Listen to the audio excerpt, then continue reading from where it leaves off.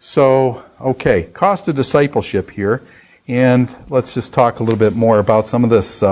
You get the case of the rich young ruler. And let's look down and see here. We've talked about Dietrich Bonhoeffer. And true type disciples will suffer rejection, persecution, hatred, not peace, but the sword. And so that is what we were just talking about. And then you have this is what we read before. For I have not come to turn a man against his father or daughter against her mother.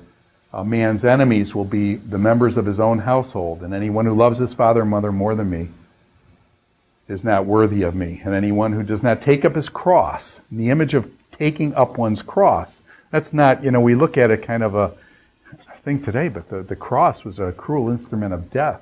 And follow me is not worthy of me. And whoever finds his life will lose it. Whoever loses his life for my sake will find it. Now, here you come over, sometimes forsaking the cost of discipleship is leaving or forsaking attachments. And so you have the story of the rich young ruler in the book of Matthew. I just want to read through this. He says, the rich young ruler comes to Jesus and says, "What good things must I do to get eternal life?" So the guy comes up and pops the question on Jesus, what must I do to get eternal life? You'd expect Jesus to say what? Believe on the Messiah, believe on me, and you'll have eternal life. That's not what Jesus tells this young man. Okay? Very interesting. He says, do not murder, do not commit adultery, do not steal. Other things. The young man responds this, all these I have kept. What do I still lack? It says, I believe it's in the book of Mark, it says that Jesus looked at this young man who had apparently kept the law, and Jesus loved him. And yet Jesus pushes him the next step. And he says, if you want to be perfect, go sell your possessions and give to the poor, and you will have treasure in heaven. Then come, follow me. He went away sad because he had great wealth. And then Jesus comments, it's hard for a rich man to enter into the kingdom of heaven. It's easier for a camel to go through the eye of a needle than for a rich man to get into heaven, into the kingdom. And so you get this statement here with the rich young ruler not being able to give up the attractions to his wealth. And Jesus said, give it up. Give it to the poor. Come and follow me. So the disciples are befuddled with that. They said, who then can be saved? Okay?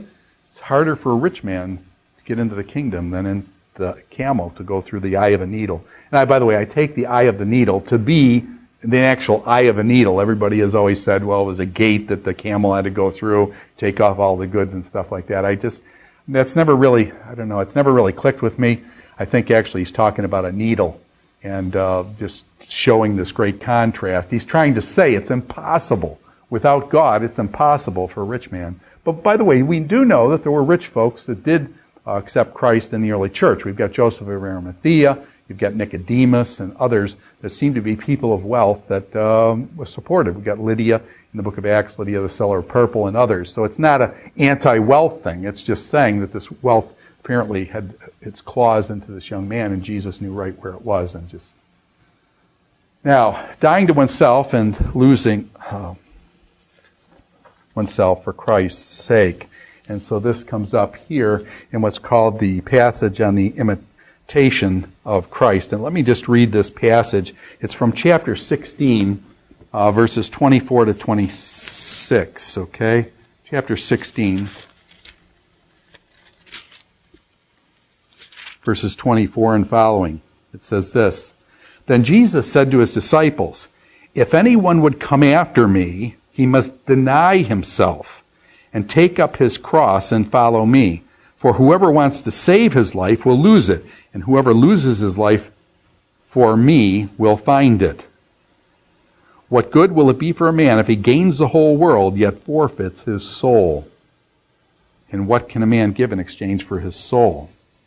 And so Jesus here basically just talks about this sacrifice and things for Christianity. And I sometimes I wonder about the Christianity, cultural Christianity I see in America, where basically people are saying, if you follow Jesus, you'll get a wonderful life. You'll have a kind of a purpose-driven life. You'll have a purpose in life and everything will go well and things, and God will plaster this big smile on your face and you'll be just happy all the time.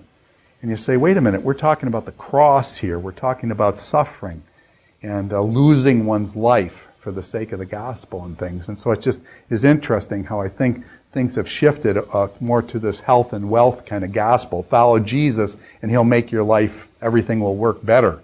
And the answer is, in some deep senses, the answer is yes. There's more of a sense of purpose and meaning in life and a purpose-driven life. But there's another sense in which there can be great losses and great suffering. And the Christian people follow in the footsteps of Jesus. We are to walk in the steps of Jesus. And Jesus' way is the way of sorrow. Jesus is a man of sorrow and acquainted with grief.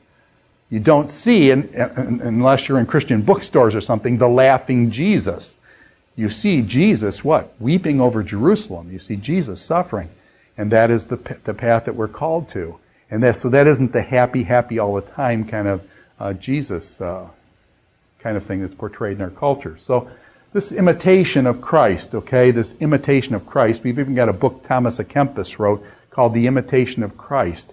And so those who would follow Christ imitate him and that they follow in his steps. And his steps are the way of the cross, to lose one's life for others.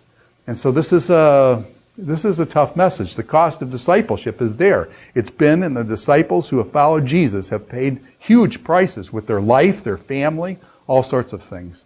And so anyone who follows Christ will know those kind of things. Now, if anyone would come after me, he must deny himself and take up his cross and follow me. We imitate Christ. We walk in his footsteps. And as he goes to the cross, so do we.